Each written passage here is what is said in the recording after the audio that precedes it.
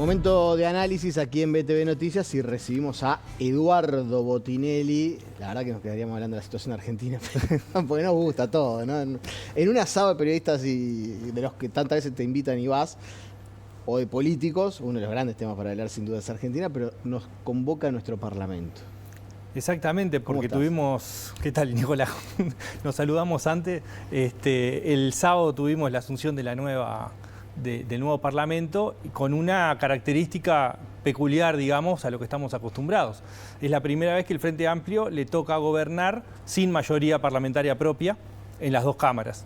En este caso tiene una mayoría holgada, digamos, en la Cámara de Senadores, pues tiene 17 senadores, 16 electos, más la vicepresidenta de la República y presidenta de la Asamblea General, y tiene 48 diputados. Es decir, le faltan 2 votos o dos bancas para alcanzar la mayoría en la Cámara de Diputados. Y esto es una configuración que ha sido muy poco frecuente en el Uruguay, porque lo más habitual es que el gobierno tiene mayoría propia o a partir de la conformación de una coalición en las dos cámaras, ¿no? Es decir, sea por elección propia, como fue digamos, la primera mitad del siglo XX, o como fue en los gobiernos del Frente Amplio, es decir, partidos que tenían la mayoría propia, o si no con coaliciones como es esta que terminó ahora la legislatura. Hubo algunas excepciones. En el periodo 47-51, con un gobierno del Partido Colorado, se dio una coyuntura muy similar, que tenía 16 senadores y 47 diputados.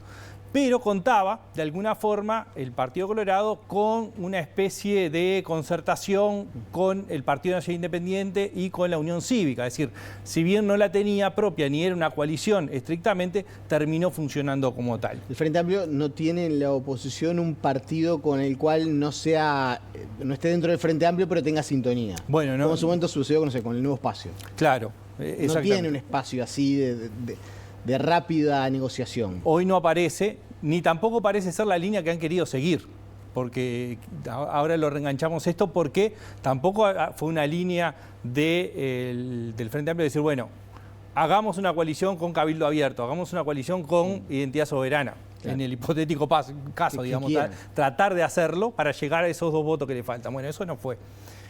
Después tenemos otros casos, como en el año 62, donde el Partido Nacional no tuvo mayoría en ninguna de las dos cámaras, tuvo 15 senadores y 48 diputados, y el otro caso es a la salida de la dictadura, la restauración democrática, que el Partido Colorado tiene 13 senadores, 41 diputados, pero en un contexto histórico distinto, claro, y además porque se había conformado una concertación nacional que incluía a todos los partidos políticos.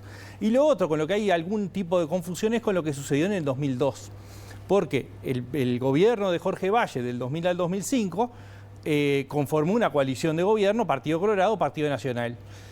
Y el Partido Nacional en el año 2002 se retira del gobierno, pero la diferencia es que sostiene y mantiene la mayoría o la coalición funcionando como mayoría en las cámaras de diputados y en la Cámara de Senadores. Se retira del Ejecutivo. Se retiró del Ejecutivo. Entonces, esta conformación que tenemos de un gobierno, primero, sin mayoría propia en las dos cámaras, y además con digamos, el añadido de que sí tiene mayoría en una de las cámaras y no en la Cámara de Diputados. Y esto quizás es lo más infrecuente o lo distinto que tiene esta legislatura. Ahí lo vemos a Daniel Cayani, lo estábamos viendo en imágenes, y en la comparecencia ante la prensa que tuvo a la salida de esta reunión de coordinación entre lo que va a ser el futuro oficialismo y la oposición, utilizó un término que a mí me pareció no menor. Estaba hablando del tema de los organismos de contralor y la integración de la oposición, y dijo, bueno, pero lo primero que tenemos que hacer es definir qué oposición, porque hay varias oposiciones, dijo. Sí. Y marcó, ¿no? O sea, ¿con quién se negocia? Con la coalición como coalición, se negocia con los partidos integrantes de la coalición de acuerdo a sus votos.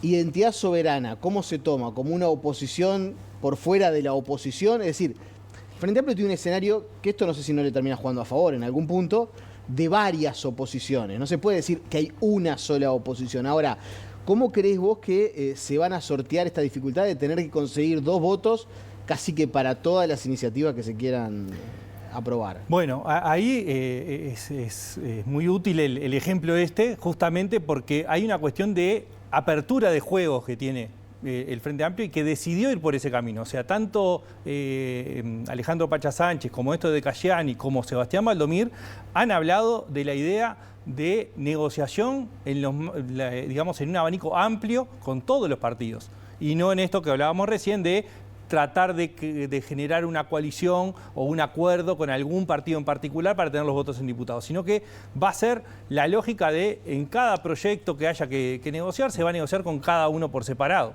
Y esto de las coaliciones, justamente, no la idea que se negocia con un bloque, después sí, con los cargos probablemente haya una negociación con un interlocutor, ahí hay otra discusión interna en la coalición de quién es el interlocutor. Hasta los colorados dicen que quieren poner 2 interlocutores. Claro. ¿Por qué? Bueno, porque no negociás con un partido colorado, parece que negociás con 2 partidos colorados. O sea, claro. Va con Ojeo. Bueno, en el Partido Nacional también estuvo la discusión interna de quién debía ser, si tenía que ser uno solo, como termina siendo Álvaro Delgado, o tenía que haber más de un interlocutor. Bueno, todo eso es parte de que se visualiza en este punto específico, pero que va a estar presente a lo largo de los 5 años. Tanto en la negociación, en el caso del Senado, probablemente haya menos necesidad de negociación, si estamos hablando solo del Senado. Pero en realidad eso que se negocia en el Senado se va a trasladar a la Cámara de Diputados y ahí es parte de la negociación entre las partes. Entonces ahí hemos hablado varias veces el rol de Alejandro Pacha Sánchez como secretario de Presidencia y articulador. Articulador también para el caso del Parlamento desde Presidencia de la República. Lo que mencionabas, Daniel Cayani, como primer senador, también aparece como un necesario articulador en el Senado. Está el rol de Charles Carrera, como coordinador parlamentario del MPP, tanto en el Senado como en diputados, entonces va a tener un rol de articulación sin ser senador por haber renunciado a la banca. Y después aparece el juego específico en diputados, que es donde termina siendo el lugar donde necesita los votos el Frente Amplio, ¿no? Los votos específicos.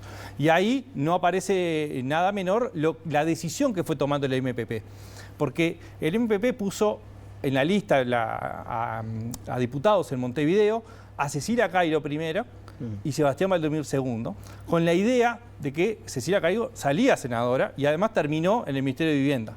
Es decir, asignó en realidad al primer diputado el rol de Sebastián Baldomir, que es visto por los otros, no solamente por los propios, sino por los otros también, como una persona de diálogo y de negociación. Y que además, y esto es literal, no es figurado, es un gran ajedrecista.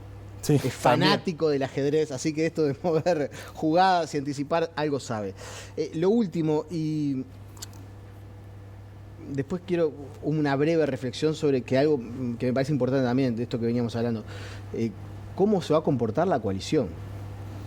¿No? Porque hay un liderazgo que es claro de la calle Pou en el Partido Nacional. Ahora, los diputados del Partido Colorado, de Cabildo Abierto, van a responder si el día de mañana la calle Pou dice, che, esto abroquelemos no y digamos que no, o van a abrir el juego al Frente Amplio, ¿no? Porque para negociar hay que ver también qué rol juega la coalición y qué tan abroquelada se presenta ante la discusión de los temas.